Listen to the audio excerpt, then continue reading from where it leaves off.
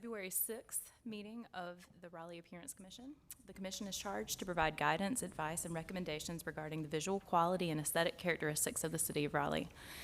The members of the commission represent a varied field of expertise and interest in the quality of design in Raleigh.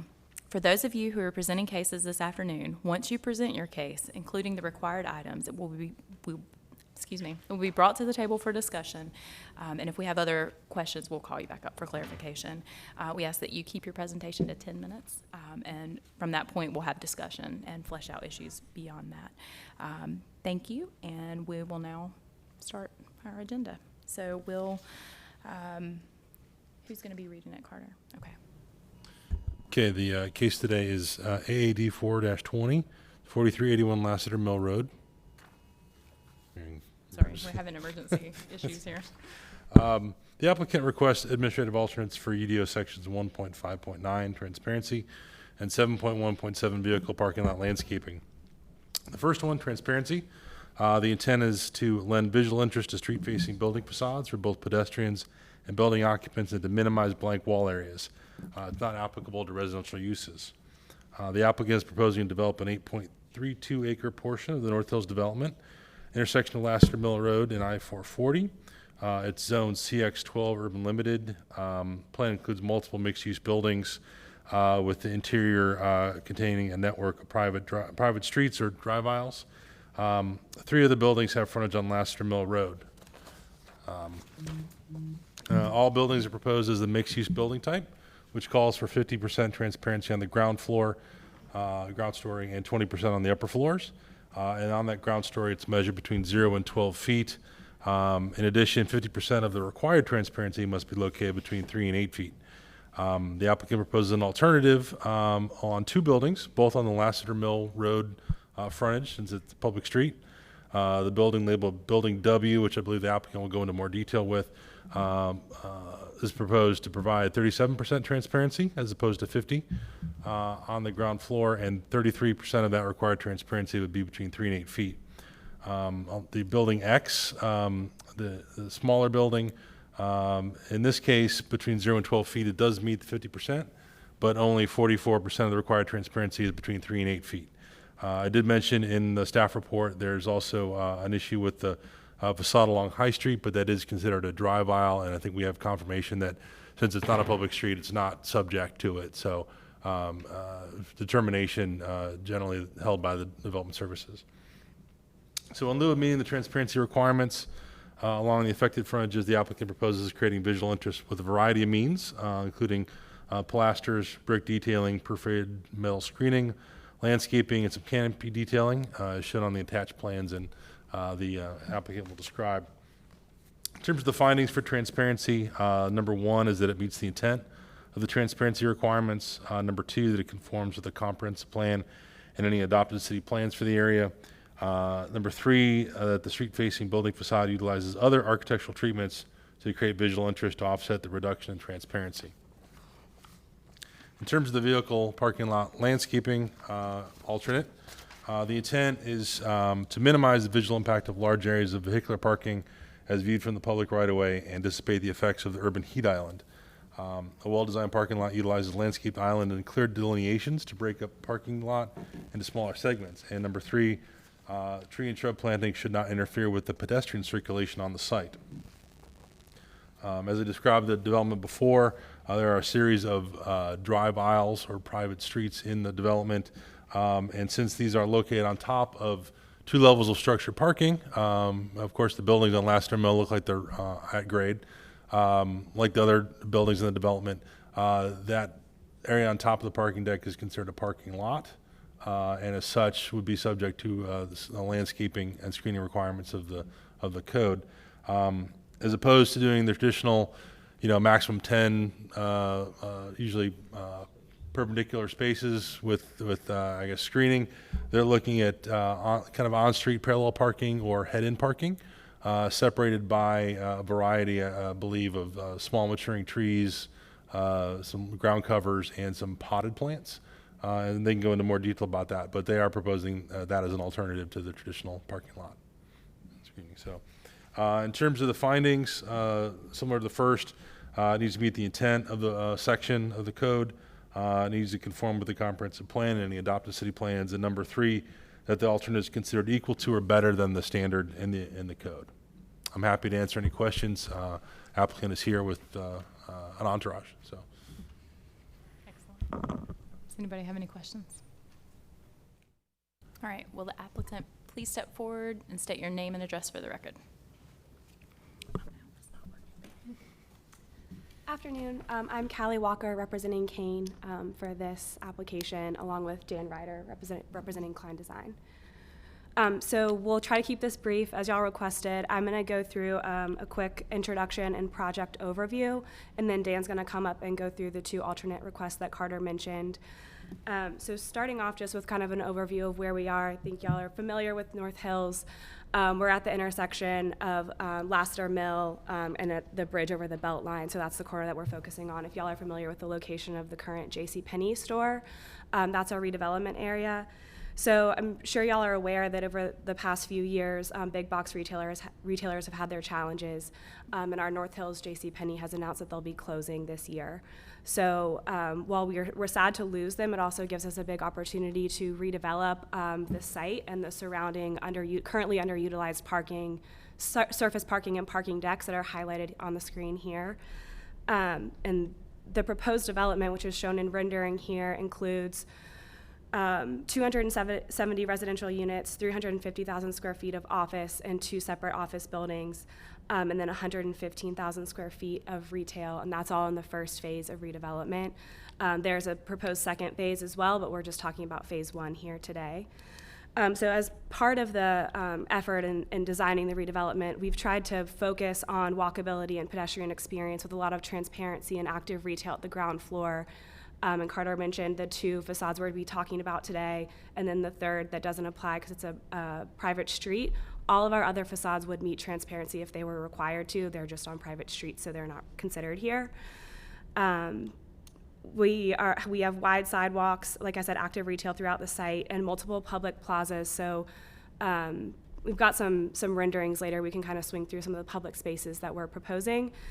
Additionally, there's a parking lot landscaping alternate request that we'll be going through today.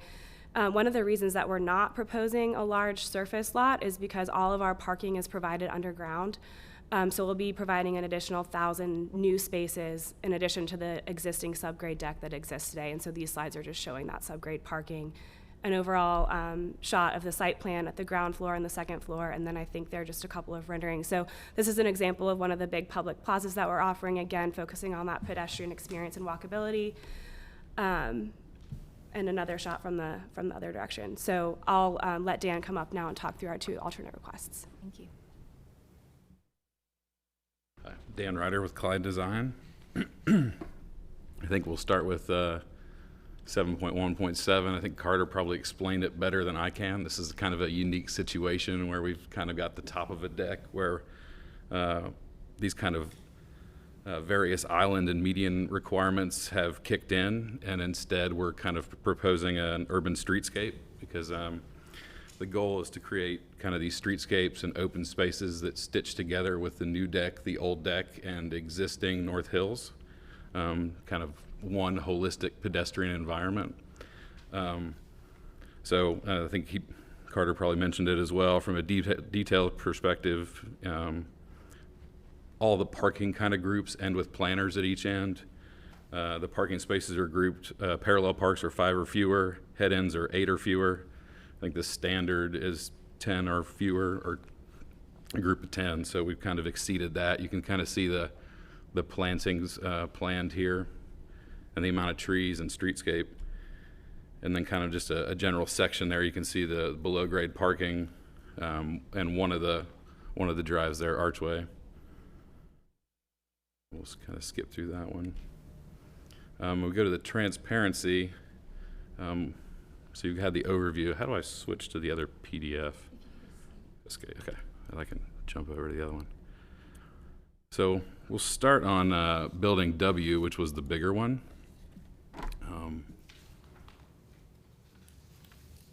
And this is the one off Lassiter here. So you'll see kind of, let's see, I'll go back to the menu here. Oop.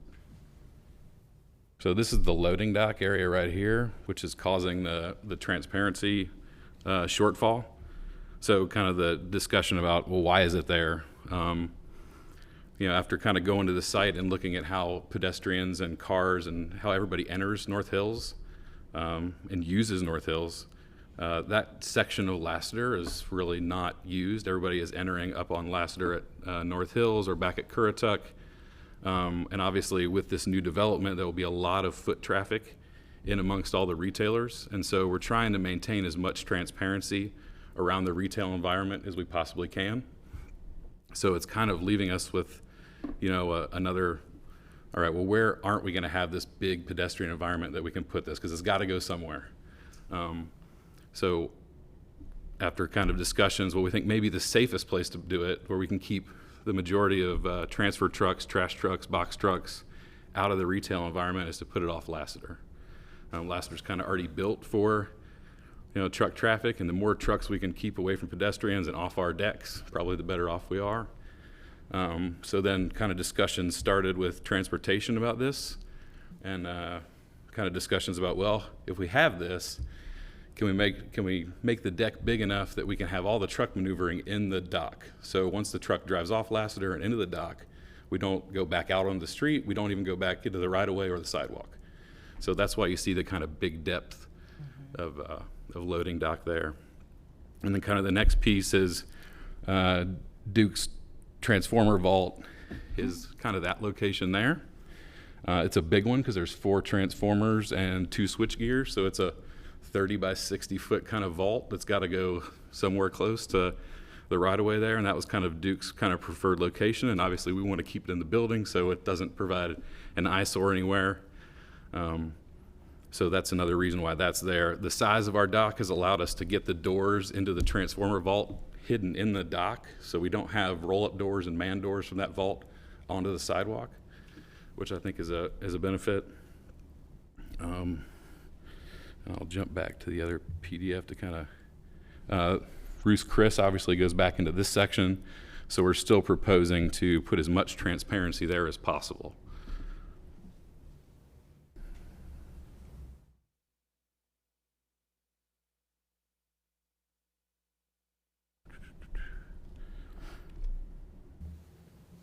So, and this is, I guess I should have gone through this first. This is kind of just some general numbers on how much transparency is on the other facades that are not required, but they're important to the project, because this is, retail is really the driver here, and so we need that kind of visual interest on the ground level to make that work.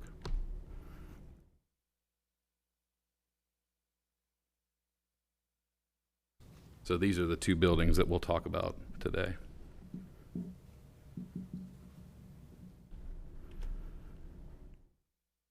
So there's the, you see the calculation there, 37%.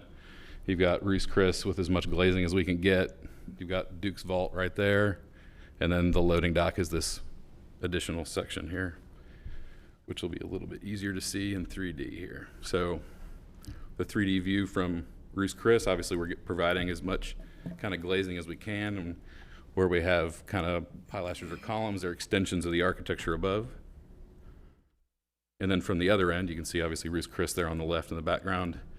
The loading dock, bringing the architecture down to the ground again to make sure that we don't have any big blank walls.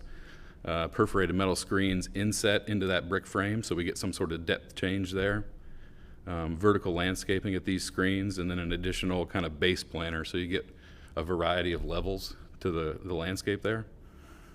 Perforated screen obviously would have enough perforation so you can kind of tell what's behind it, but still screen it, because I think some level of transparency is important.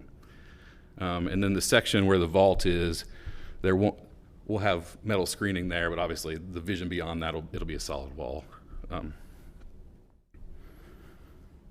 Again, you can kind of see where the trucks will be entering from that kind of end there, and they'll be coming back out this way.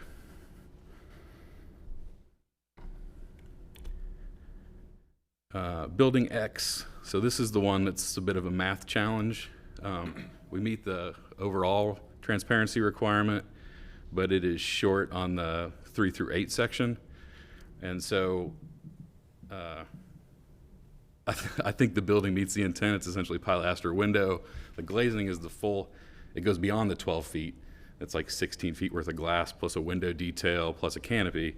But essentially, this diagram here shows you what we're running up against.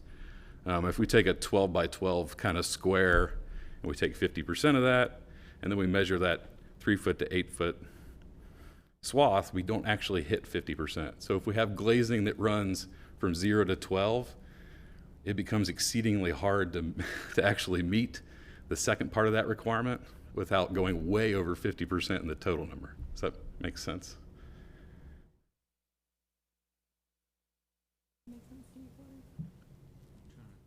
I think there might be a complication in how you're calculating it that's working against you there. But keep going. Oh, no, Keep going. that's why I tried to put it in as simple as a diagram as I could.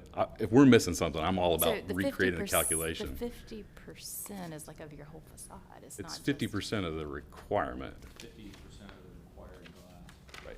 So, half of your required glass has to be within Right. a certain zone.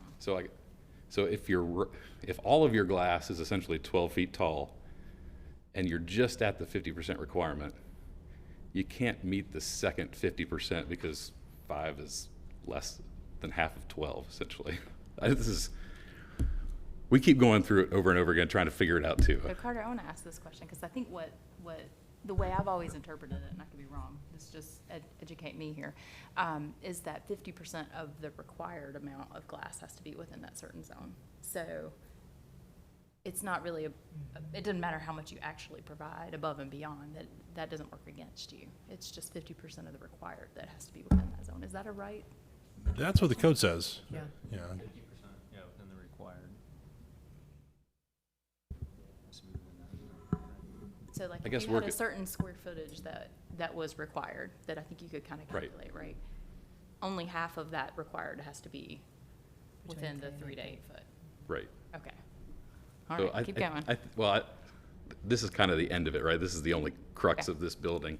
So I think in this diagram, all I'm trying to show is 50% is 72 square feet. Well, if I take half of that 72, it doesn't actually fit in the 3 foot to 8 foot zone. Right. Okay, we're just gonna look at your pretty pictures and your other calculations and whether it meets the Okay, intent, that's- and we'll move forward. But thank you. So I think, yeah, so that's just I think we stayed under 10 minutes. You're good. Okay.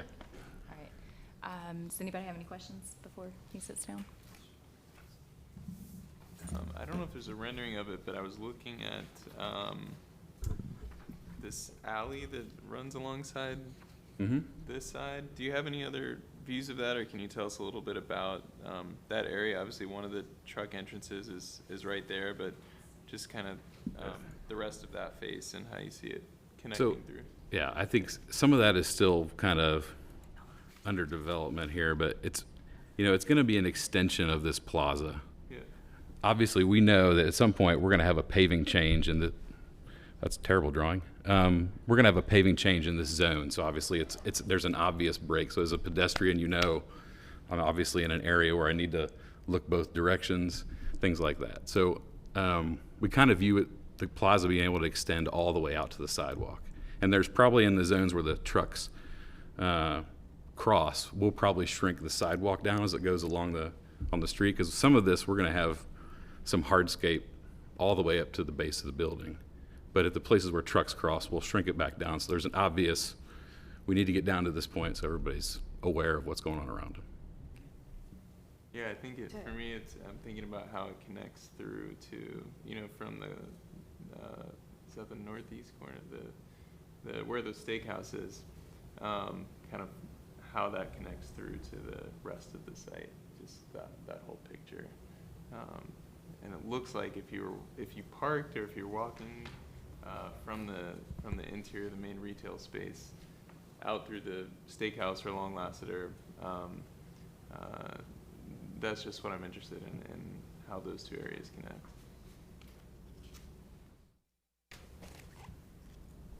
I think this might be a good slide to look at because it shows a zoomed in site plan on just this section. However, it does not have the right layout of the loading dock. I think it's important to note too that this this national retailer is going to have outdoor display along here. So that alleyway connection is going to feel more narrow in reality than it looks on plan right now. And additionally, we actually just had a meeting with transportation this morning. This drive is going to shrink by 2 feet this way.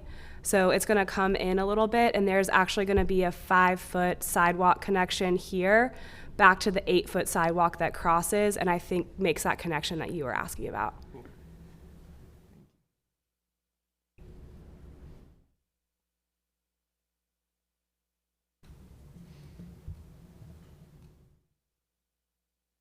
Any other questions? All right, we may call you back up. Is there anybody from the public who wants to be heard? I'll make a comment. Do I need to come to the podium? And state your name and address. Thank you.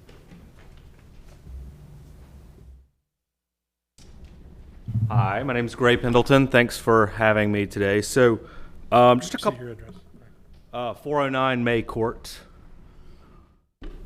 Raleigh, obviously. Thank you. So a couple things. So one is the gentleman from Klein mentioned no pedestrians really use this area. That is the primary area I use with my family, as do many other families in the community. I understand North Hills' desire to create a community amongst themselves, but it's also important that they integrate with the community around them, the community that was there before Kane took ownership. On that stretch of road, there is one of the few porous surfaces, so one of the few grassy areas. And in fact, you just got a buzzer on your phone. We have a flood emergency National Weather Service issued. So that's one of the issues that I have is just your getting rid of more grassy area to allow the rain to flow in. And it's already, I mean, it's a grandfathered site, I understand that and all. But along that whole stretch, as it currently is, there's grassy areas and trees. It's you know, as it's been for decades.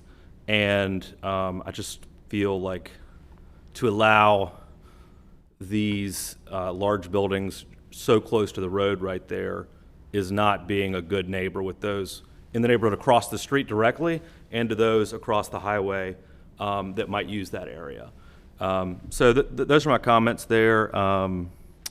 You know, I know there's not really that many usable spaces to integrate loading and unloading docks, but if they shrunk the footprint of the buildings, they could allow for trucks to move in and work under the buildings. There's plenty of developments throughout the country that use that sort of construction technique to allow loading and unloading. Let's see. So those are my main issues. And I don't know if this is the proper place to do it, but I had just a general concern about the height of the buildings relative to the neighbors as well. I don't know if that's tackled in here, but those, you know, it just is a large building relative to the hotel that's already existing. So anyway, that's. You've sort of alluded to some of our challenges. Like as a commission, we have really 2 things to comment on here today. Okay, And right. it's transparency and it's the parking lot landscape. That's so it. we don't get to talk about impervious. We don't Right. get to talk about scale or height. Right. You know, it's really focused Just in those here. issues. But we hear what you're saying. Right. The good thing is what you've said is being recorded. It is going to be included in our minutes, so Right. it's documented and it was heard. And Okay. then as a commission, we're certainly going to, especially as it pertains to the loading dock, because we do get to talk about that within the transparency conversation. We'll definitely keep that Okay. in mind for sure. Thank you, though. Thank you all. Mhm.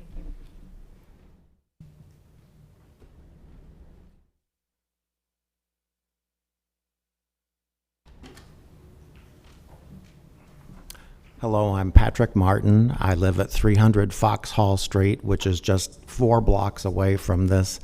I really hadn't intended to speak here today. I was just coming to observe because I'm the chairman of what was formerly known as the Midtown CAC, and lots of people in the area are concerned for the same reasons as this gentleman.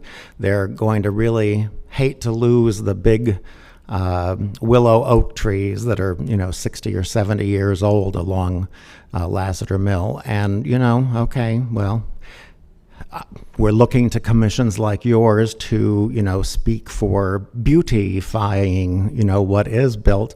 But I am a little concerned about the loading dock position here. The illustration we just saw, they're entering from the east and exiting, or no, they're entering from the west and exiting to the east. And right there is the traffic light and crosswalk for residents coming out of the North Hills neighborhood going over to North Hills. And it's a wonderful crosswalk right now. You push that button and the light changes. But this is introducing a whole lot more people, and that just seems like a very strange position for a loading dock. So I heard what you just said about you're only concerned about the surface appearance of the loading dock, but that just seems like a very strange place to put a loading dock, and trucks pulling in and trucks exiting, especially right there next to the one traffic light that allows people to cross the street. It's going to be a steady stream of trucks all day. It's unusual. Absolutely. Thank you. All right. So, let's talk.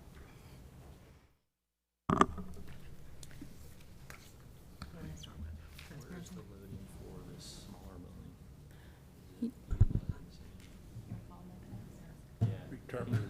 Can you tell me about the smaller building, where the loading is for that? Are you utilizing the main loading for that building as well?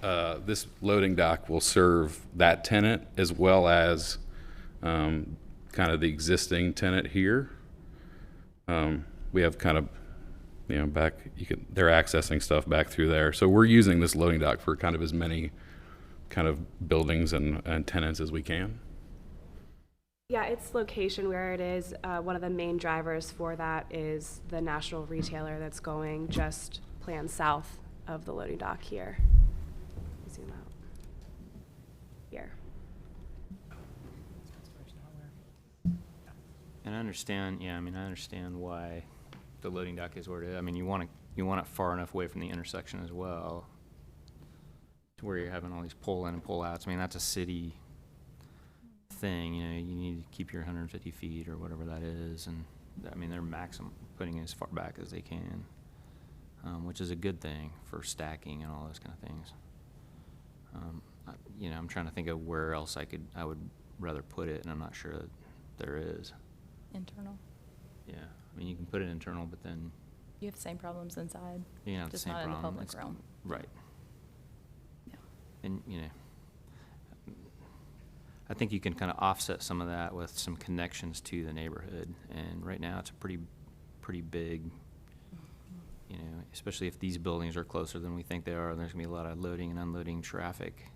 That's a pretty good distance. I don't know if you know what that distance is from one end where Roost Chris, you're saying, is to the other end of the building. That's a pretty long swath that's kind of very little pedestrian access, right? Yeah, I'm not sure exactly what it is, but yeah, very limited pedestrian access in terms of those cross points. Yeah, although you do have crosswalks that are kind of leading you in from the main Intersection. it just doesn't really take you to your new plaza. And maybe with this other phase, there will be more of that, It's really hard for us to know that right now. So the pedestrian connection at Currituck and Lassiter Mill will remain and be improved. This connection point here. There's actually an existing intersection here today, but it will be improved as well. And at the loading dock, we're planning, like Dan said, there'll be grade changes and a curb and a very clear pedestrian crosswalk across both of the loading dock drives. Will those be ramp-type driveways, do you know? Sorry. Will they be ramp-type driveways, or are you cutting the sidewalk down to? The sidewalk will ramp down to a street level and cross and then ramp back up. And just out of curiosity, Board of Adjustment, are there any applications in that for spacing between driveways or involved in this? There are. Okay. So we're going to Board of Adjustments on Monday, and driveway spacing is, I think, the only ask on the new development. Everything else pertains to the existing. So it's just driveway spacing for Board of Adjustments. For the new development, unfortunately, we have to go for all 31 acres, so we're talking about everything that exists on six Okay. forks today. How much of the program is residential versus commercial? Just out of curiosity. How much? Yeah, of what we're looking at here. Like how many apartments or, The last number was, So there's 270 apartments, 350,000 square feet of office, and 115,000 feet of retail. Say the office versus residential square footage is probably pretty comparable, yeah, it's similar.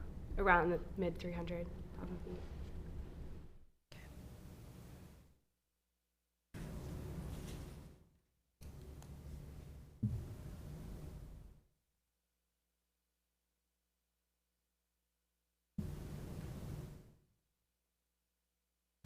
You have a clear understanding about the additional screening or landscaping that they're providing? I mean, I mean, there's some limited, there's city required kind of along the side, between the sidewalk, right, and the street. I mean, I appreciate, this is just a comment.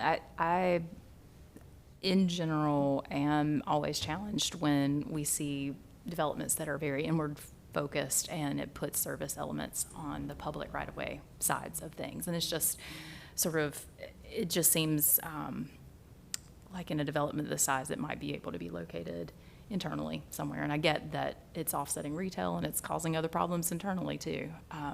But as stewards of the city's right-of-way, I feel like I have to say that. So that's how I feel. I'm not sure that I'm speaking for the full commission. But that being said, the way that you're treating the transparency, I think, is commendable. It's very, it's still an interesting building facade at that level. I do have some concerns about pedestrian safety in that area, and that's something I would like for us to talk about a little bit more internally.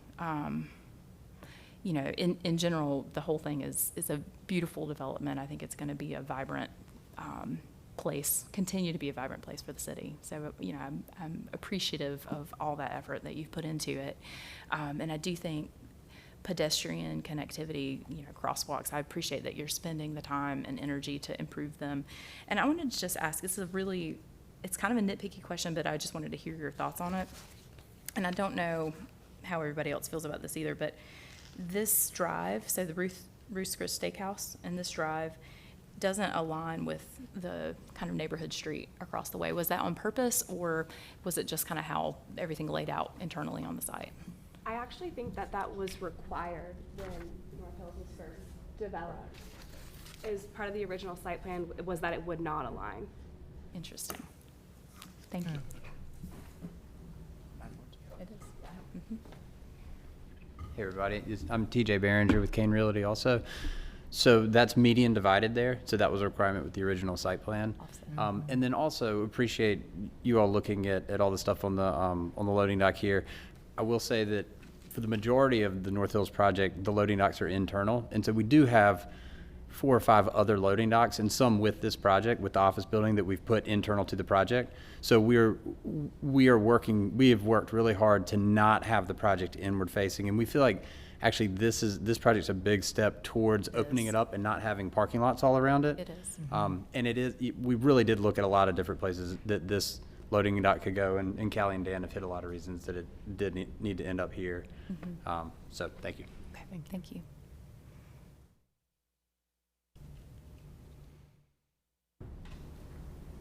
Got any thoughts?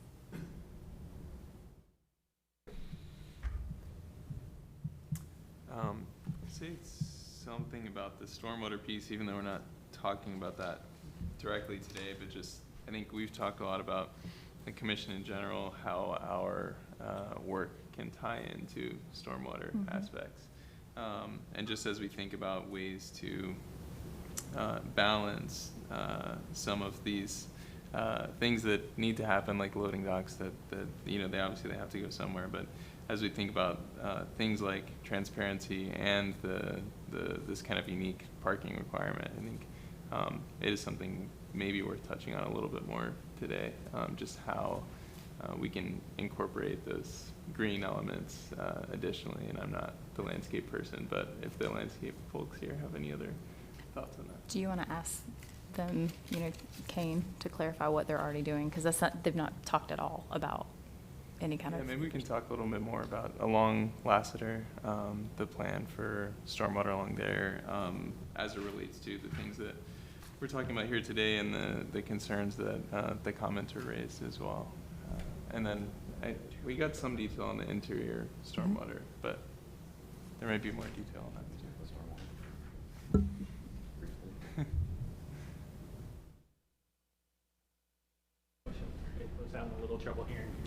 I'm sorry. So the question was really just for us to speak a little bit more and hear a little bit more from you all around the Lassiter side, how the transition from what's there now to what's being proposed from a stormwater and kind of ecological landscape perspective, how y'all are thinking about that and what you have planned. I don't know if it's all reflected here. Sure. So my name is Chandler Turner. I'm with McAdams. We're a civil engineering firm on the project. So this is a typical streetscape for this development, for this zoning. It's a mixed-use zoning, and we're required to have a 6-foot tree lawn and an 8-foot sidewalk. Certainly, from a pedestrian interaction standpoint, it'd be good to have the amenity space that was spoken about earlier. But that's not what the zoning allows. So from our perspective, what we have to do is we have to treat the water internally and ensure that the off-site runoff from our site doesn't increase peak flow analysis by 10%. Yeah. And due to the, dense urbanized development that's there today, this limited amount of increase in pervious does not increase the peak flow. We are treating nutrients for every amount of added impervious that we have. And so that's kind of how we're combating this stormwater runoff issue. So. And as far as trees and street trees and the issue of losing some oaks along there, it looks like you all have quite a few oaks specified in the planting plans along Lassiter Mill to go in to replace the ones that are being lost.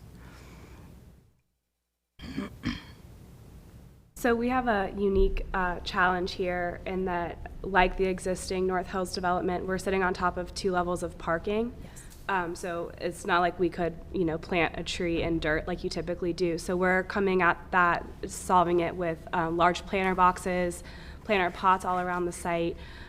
We are obviously maintaining the required street tree layout along Lassiter Mill, but we're also creating an internal street tree layout that you can kind of see laid out here. So we're kind of doing the best with what we have, sitting on top of a parking deck, but we're trying to make it feel really lush and green and welcoming. Yeah, and just to add to that, it really matches up with the existing site that's already there today. And when we're driving around and we have parking decks that have fields on top, it's a unique situation and condition where you're not going to plant a large maturing tree on top of a parking deck. The structural integrity of the deck could ultimately fail. So.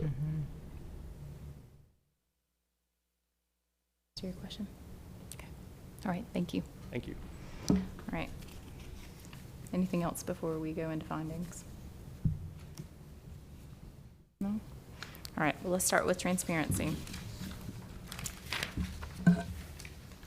Okay. The approved alternate meets the intent of the transparency requirements.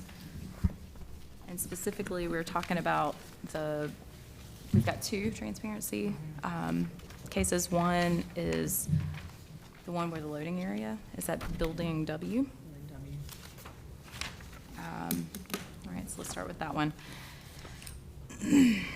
So just to remind everybody, the intent, the transparency requirements are intended to lend visual interest to street-facing building facades for both pedestrians and building occupants and minimize blank wall areas. Like I said earlier, I think the way that they treated the screening of the internal kind of loading area adds visual interest to the streetscape there, keeps it from being just a blank wall facade. The approved alternate conforms with the comprehensive plan and adopted city plans, so let's substantiate that. I think policy LU 5.1. LU 10.1. Policy UD 1.2 and 1.3. All right. And the street-facing building facade uses other architectural treatments to create visual interest to offset the reduction in transparency. And I think it does just from the screens and the being able to see into the space. All right. So do we want to, are there any conditions we want to put on this, or are we good with it as it stands from a transparency standpoint? All right. Building W. All right. Who wants to make a motion for building W? Motion to approve. Second. All in favor? Aye. Aye. All right, so let's look, the next one is building X? Is that W. right? Building W. Oh, no, sorry, X, It's yeah. X, okay, building X. All right, so that's the, And I, what and looks I, like restoration hardware. right, and I agree, I don't know that the calculations, which is good, I don't know if the calculations were right. Staff will tell you if they're not. Right, Have you, I They're very mean, good about that. they know how to calculate, yeah. So I'm assuming they're, yeah, I mean, they're below, but I mean, I think they've given a good intent. Oh, yeah. They've given a good shot Absolutely. at it. So, yeah. So definitely when I look at that street facade, I it's, don't yeah, think it lacks transparency or Mhm. visual interest in any way. absolutely, and they're 6% short, if, Yeah, between I the 3 mean- and 8 foot, and the 50%'s met overall. All right, so let's go through building building X, excuse me. The approved alternate meets the intent of the transparency requirements, and I think we agree it does. The approved alternate conforms with the comprehensive plan and adopted city plans, so let's substantiate that one. Policy UD 1.2 and 1.3 again. Right. I think UD 2.3. 2.3. Anything else? You say LU 5.1? You can say that. I didn't say that one. LU 5.1. Okay. All right. And the street-facing building facade uses other architectural treatments to create visual interest to offset reduction in transparency, and I think it does. So do I hear a motion? Motion to approve. Second. All in favor? Aye. Aye. All right. So let's move on to parking lot screening. Flip through it. Okay, so just to remind us, the intent of the vehicle parking lot landscape requirements to minimize the visual impact of large areas of vehicular parking as viewed from the public right-of-way and to dissipate the effects of the urban heat island. A well-designed parking lot utilizes landscape island and clear delineations to break the parking lot into smaller segments, and tree and shrub plantings should not interfere with pedestrian circulation on the site. Does everybody think it meets the intent? I do. Okay. All right. The approved administrative alternate conforms with the comprehensive plan and adopted city plans. So let's substantiate that. I think policy LU 5.1, reinforcing the urban pattern. LU 7.6, pedestrian-friendly development. LU 2.1, placemaking.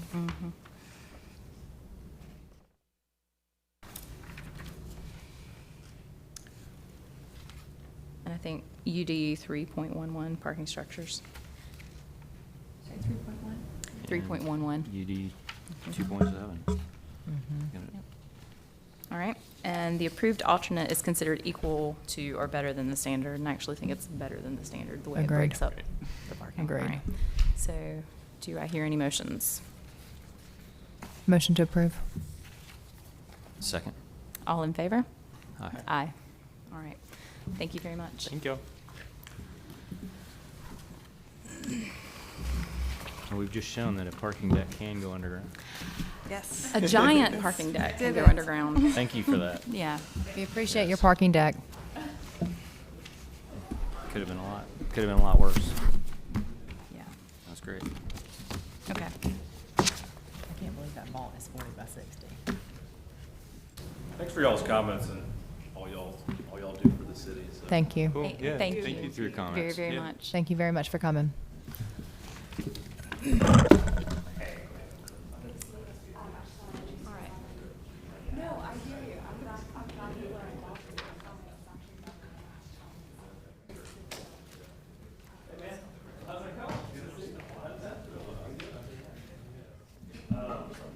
We didn't make our agendas for ourselves. What's next? We leave. I'm just kidding.